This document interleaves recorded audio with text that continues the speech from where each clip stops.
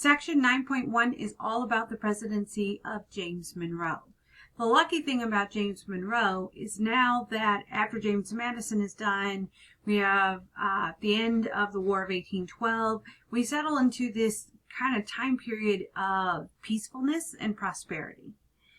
James Monroe will be the president from 1819 to 1825, so he's going to serve 2 terms as president. The first thing we need to talk about, however, is a couple terms. The first one is franchise. Franchise is the right to vote, okay? So the right to vote in any election. And then there's patronage, which is the power of elected officials to grant government jobs and favors to their supporters. Now, patronage is the giving jobs to people who are qualified for that position, okay? Versus the spoils system. The spoils system is widespread award of public jobs to political supporters after an electoral victory. And the spoils system is where you give jobs to people who are not qualified. We have seen that several times throughout the history of our country, where someone would be given a position and they're not qualified for it. And so these 3 terms, franchise, the right to vote, patronage, giving jobs to people who are qualified, and spoil system, giving jobs to those who are not qualified. All very important, okay? So now let's talk about James Monroe. James Monroe, 1817 to 1825, like I said, he's our 5th president. He is a moderately prosperous planter, so he is yet another person who comes from the elite. He's our 4th president from Virginia. He's a slave owner. He studied law. He was the governor of Virginia at one time. He was a U.S. senator and an ambassador. During his presidency, we have what is known as the era of good feelings. Basically, the Federalist Party is gone, so there's no opposition to Monroe whatsoever. The Federalists don't even put up a candidate for the election.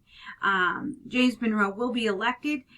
He will not be elected unanimously. 1 vote will go to John Quincy Adams. And so it's not a unanimous vote like George Washington. But generally, everybody agreed with James Monroe.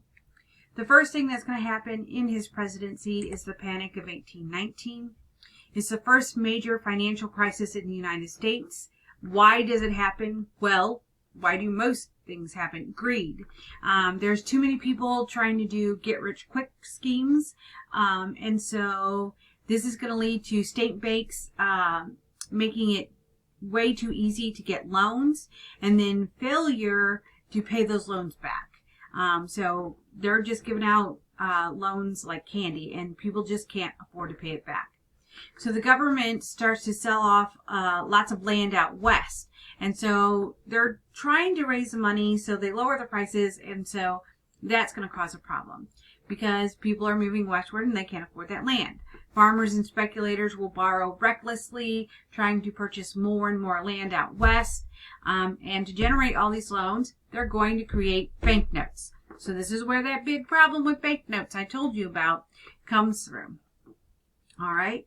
So this is the really the first major financial crisis that we have. We've had other problems in the past, but this one really is going to hurt our country. So what happened is it's going to lead to a widespread mistrust of banks and bankers. The price of farm products is going to fall. Tobacco and sugar, as well as cotton prices, are going to fall. Commerce is going to slow down. Banks will begin to fail, and unemployment will rise.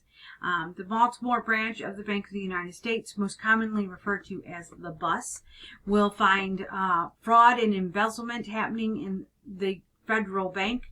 So Monroe is going to appoint Langdon Cleaves to run it, and he forces state banks to keep more gold in their vaults to cover the loans because money needs to be backed by something. He doesn't really trust banknotes all that much, and so he wants something to make sure that it definitely backs it. The Depression will last about 3 years, but we do pull ourselves back out of it. And policies, progressive policies that Monroe has is what's going to help us. He is a liberal president. He really wants to look at progress and seeing what we can do to help the country grow and do more. The next big thing that's going to happen during his presidency is the Missouri Compromise. And so we want more states. More states equal more citizens, mean more income tax. And so Missouri wants to come in as a slave state. So this is a sectional controversy, because if Missouri were to come in as a slave state, it would lead to an imbalance. In 1819, we had 22 states, 11 free states, 11 slave states. So if Missouri came in as a slave state, there would be 12 slave states, and that they didn't want that.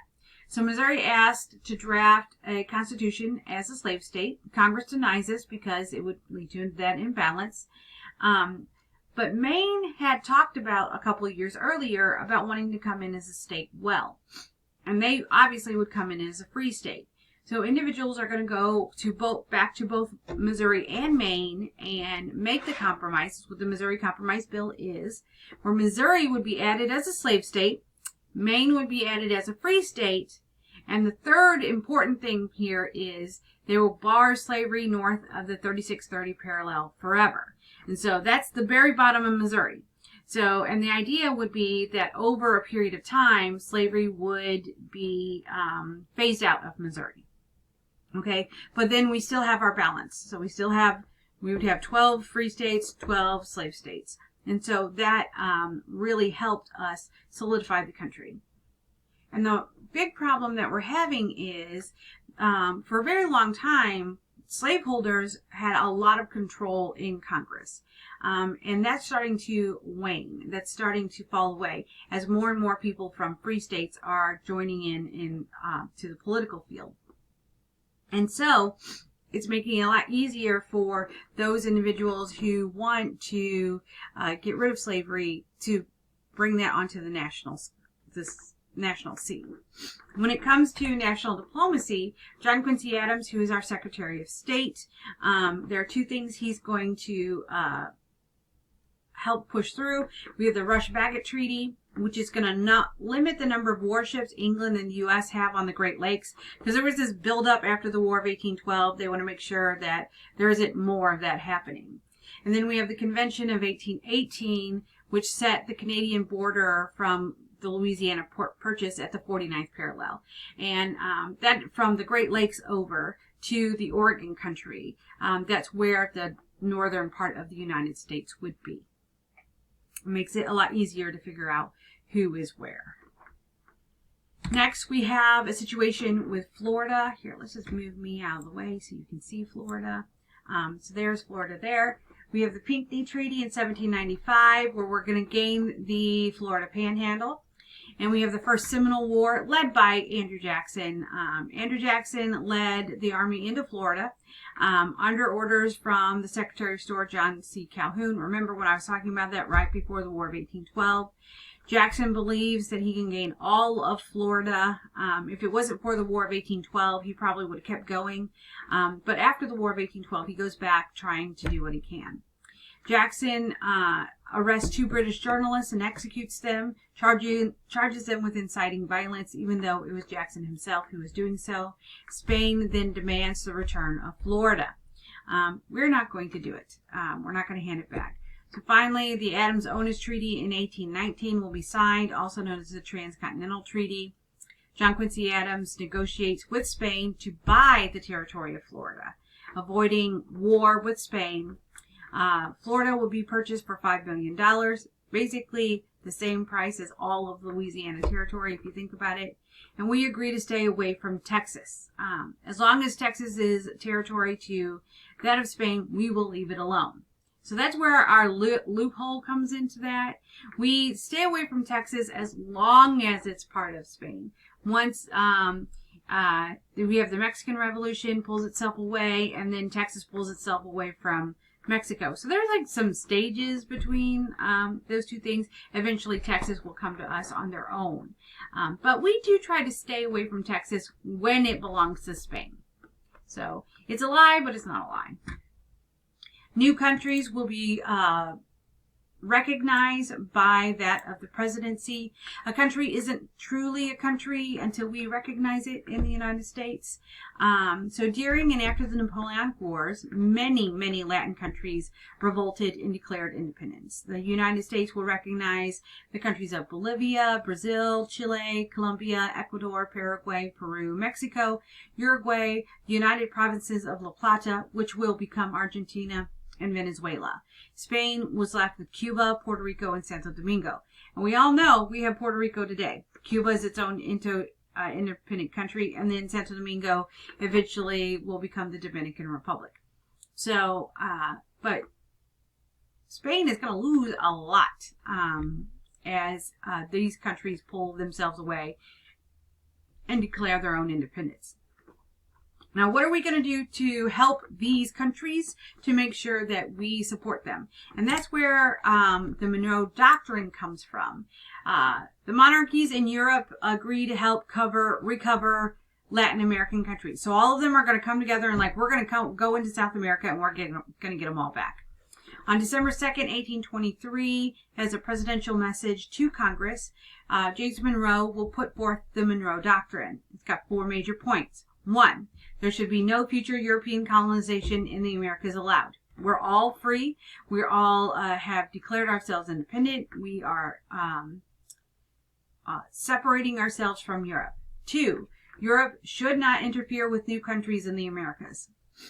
3, the United States would stay neutral in any future European wars. And we do our best to do so.